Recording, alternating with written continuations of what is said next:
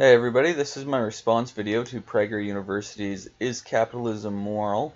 Um, just so you know, I'm a little bit of a socialist leaning, but I do think capitalism is very important and will have a part in our political system for a long time to come, definitely past me, and it's needed. It definitely supports growth and stuff, and I'm not an enemy of capitalism. I just have a lot of gripes with its glaring problems that I think could easily be fixed, but we're afraid to fix.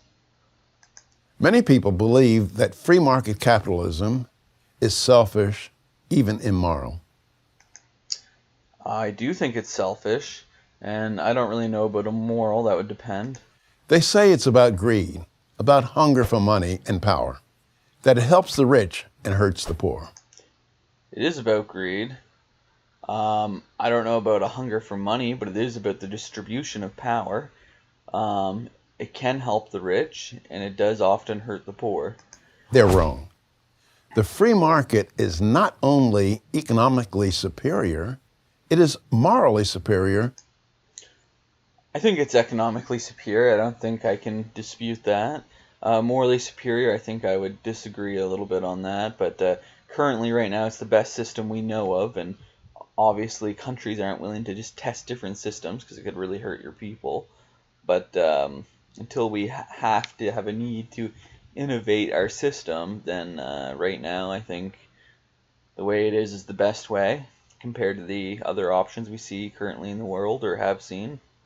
To any other way of organizing economic behavior. Here's why. The free market calls for voluntary actions between individuals. There's no coercion. Voluntary actions and no coercion. Well, I think that's mostly a lie. Like, yes, you don't have to work, and yes, you don't have to live in a city, but I don't know what it's like in other parts of the world, but here in New Brunswick, if you were to try to live on crown land, the province would eventually try to kick you out. So you can't just go live in the woods like you always see on Facebook. Those things like, oh, don't you wish you could just pack up and go live in the mountains? If the provincial officials seen you, they'd try to kick you out of the woods, right? Or different things like that. And living in the city, you're forced to go to shelters and stuff. You can't just sleep on the street. And if you want to buy just about anything, you have to give them money. Or if you want to get something, sorry, you pretty much have to pay for it no matter what. So then to get that money, you have to go to work.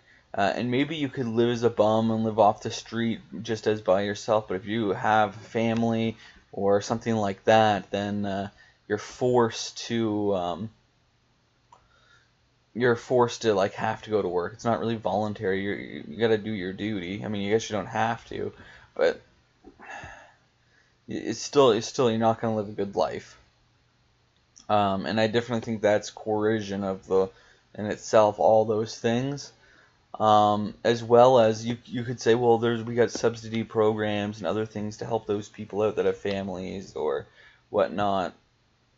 But the thing is, those people are frowned on, and often it's like you're told not to do that, or these people try to take away, especially people like the people that make Prager University videos, they would try to take the subsidies away from those people. That would give them the option not to go to work.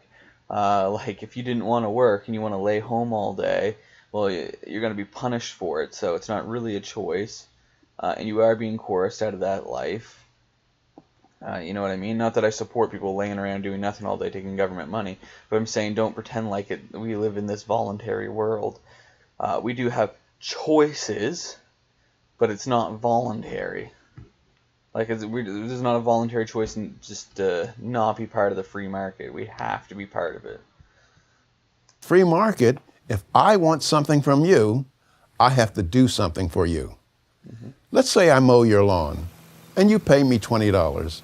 What does that $20 really mean? When I go to the grocer and say, I would like to have 4 pounds of steak, he in effect says to me, you want a lot of people to serve you. That's actually a really good point. Something none of us think about a lot is the amount of people doing stuff to get to us. That amount of work. We never really think about or realize how much effort it takes for it to land on in our cart. And we really should consider that more and be, I think, a little thankful that things are as cheap as they are, considering the process they have to go through and everyone that has to handle it. Ranchers, truckers, butchers, and packagers. All these people have to be paid. Yep. What did you do to serve your fellow man? Well, I say, I mowed my fellow man's lawn. And the grocer says, prove it. Then I offer him the $20.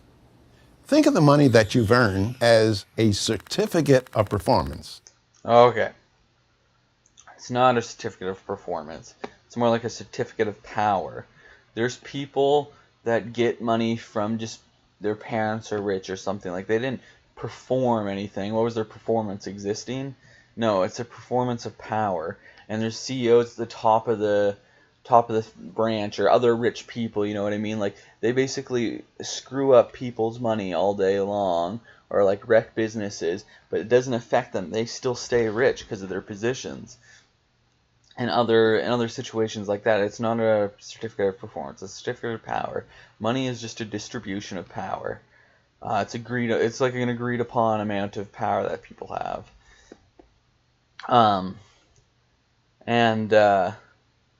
Yeah, they were. I guess that's all I have to say about that. It's proof that you've served your fellow man. People accuse the free market of not being moral because they say it's a zero-sum game, like poker, where if you win, it means that I have to lose. But the free market is not a zero-sum game. It is a positive-sum game. You do something good for me, such as give me that steak, and I'll do something good for you, give you $20. They're only giving you two options there, saying it's zero-sum or not zero-sum. It's, of course, it's not a zero-sum world, but it's still a world where the higher-ups get benefit more than the bottom, right? Like, when the bottom suffers.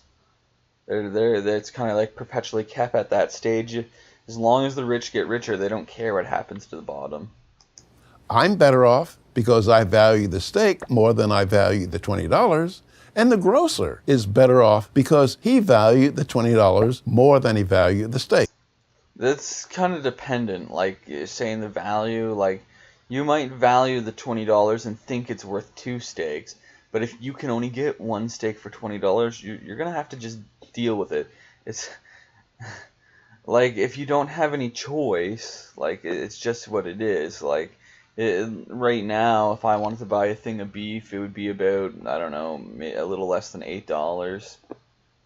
And like a package of beef, I don't know what's exactly in it, but they're all the same size. But if tomorrow all the big stores around here, whatever, raised it to like $20, even though I know it should be $8, I'm gonna have to pay the $20. I can't drive a mile, like, to go get extra. Like, I'd be wasting more money, right?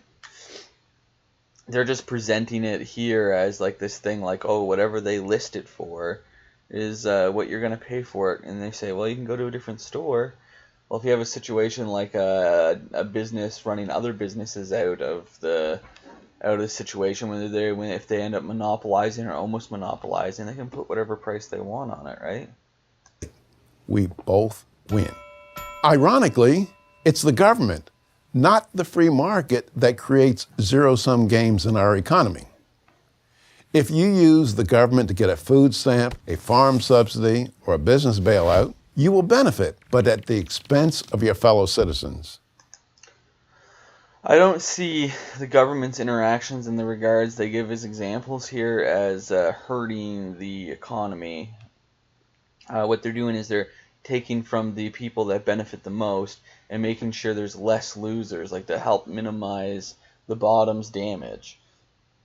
And I think that's reasonable. Food stamps, subsidies for different things, and even bailouts for businesses big and small, they could be helpful. Although I don't really agree with a lot of the big business bailouts, I could see where it could be useful.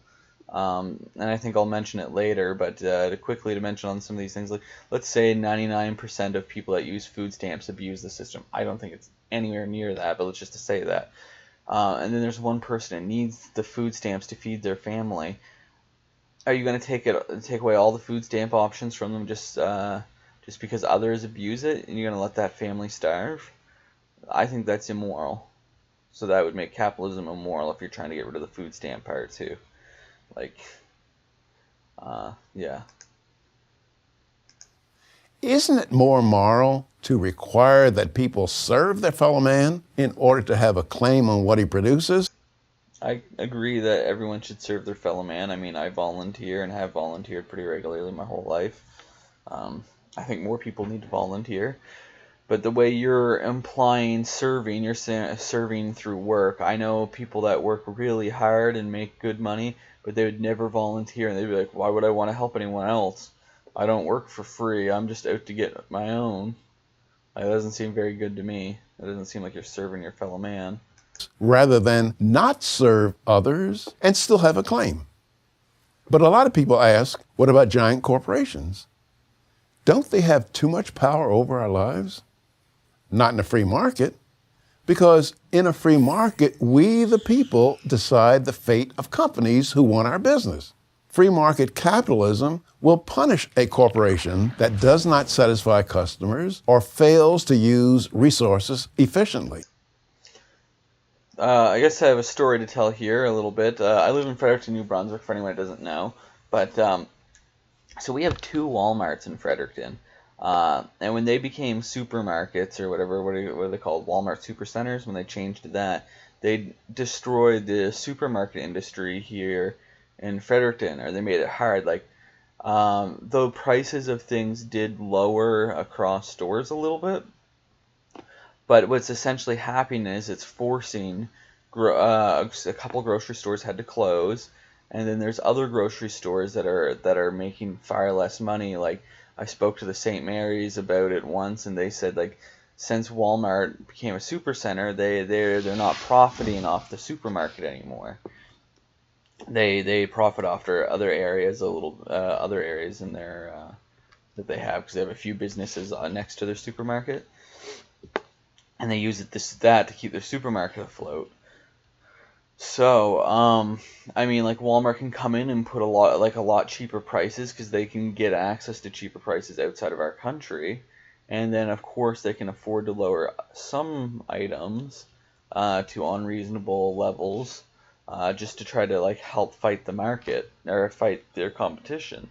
And people that are struggling are always going to choose to go to where it's cheaper, because they've got to choose, like, oh, do I fight the system and maybe run Walmart out, but at the same time I'm providing less for my family, making it harder for my family, or do I go to Walmart, spend as much money, or spend the money I need to get my family resources so we have more, and I can grow a little bit. Of course you're going to choose to be better to your family. Don't pretend like we really have a choice voting with money. Unless you have extra money, like spare money, then it's not really something you can do. I mean, I choose to shop at St. Mary's instead of Walmart whenever I can, but sometimes if I'm tight on money, I have to go there instead. Businesses, big and small, that wish to prosper are held accountable by the people who vote with their dollars. And again, it's the government that can undo this. Take the example of the American automobile industry. It was struggling to survive in 2009. Why? Because they were producing cars that did not please a sufficient number of their fellow men. In a free market, they would therefore have gone bankrupt. The market would have said, look, you're done. Sell your plant and equipment to somebody who can do a better job. But when Chrysler and General Motors failed, they went to Washington, D.C. and got the government to bail them out. The government bailout essentially meant to them, you don't have to be accountable to customers and stockholders. No matter how inferior your product is, and no matter how inefficient you are, we'll keep you in business by taking your fellow man's money.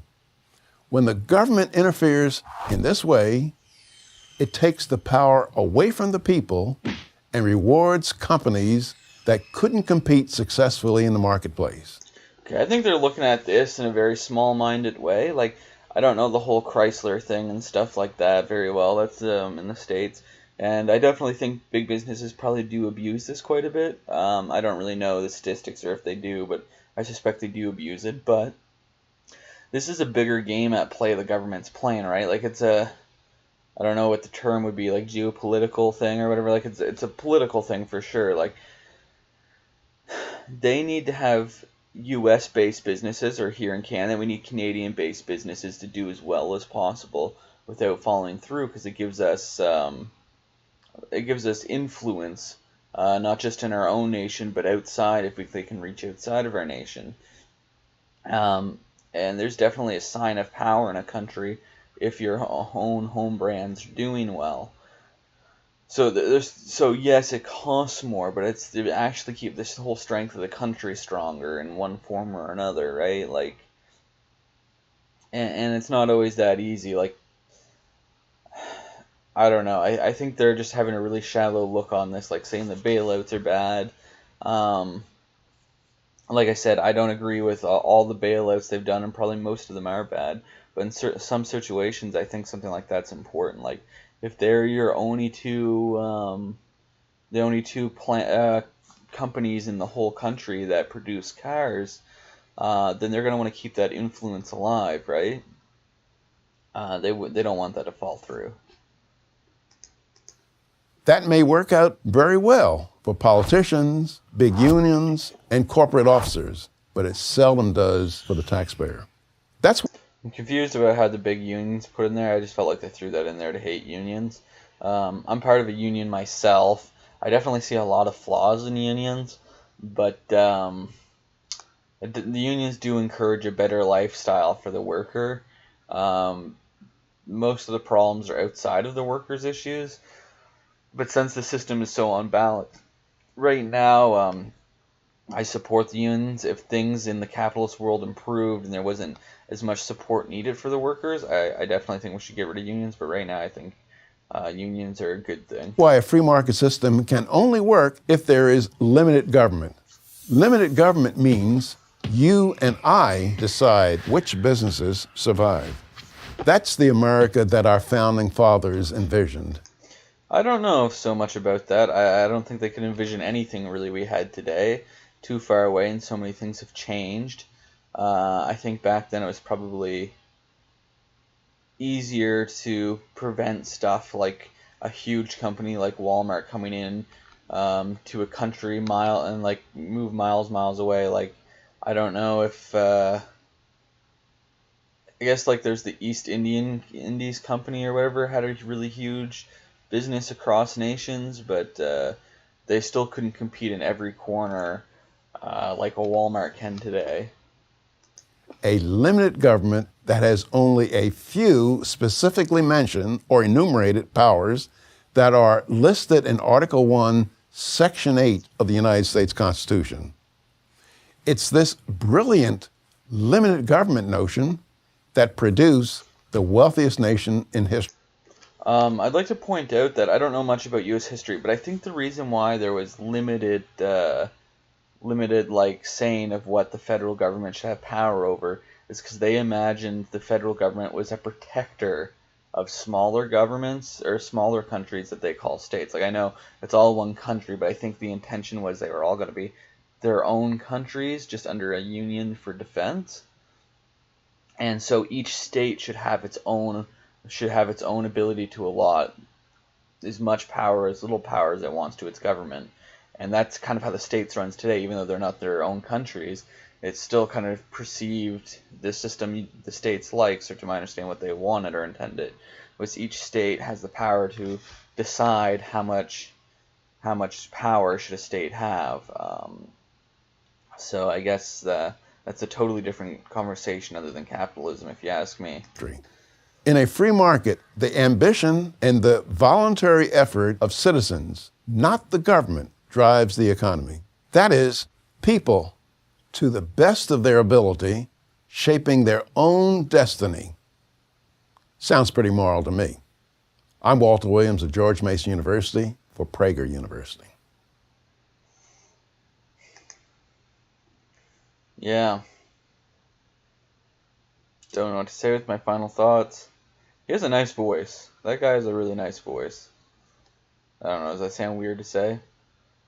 Anyways, I've liked Prager University's videos, even though I disagree with most of them. When I first started watching them, I actually agreed with them because, believe it or not, I consider myself center-right politically, although I don't think the political system's really a right or a left thing, but it's just easier to describe people that way, that I'm a center-right.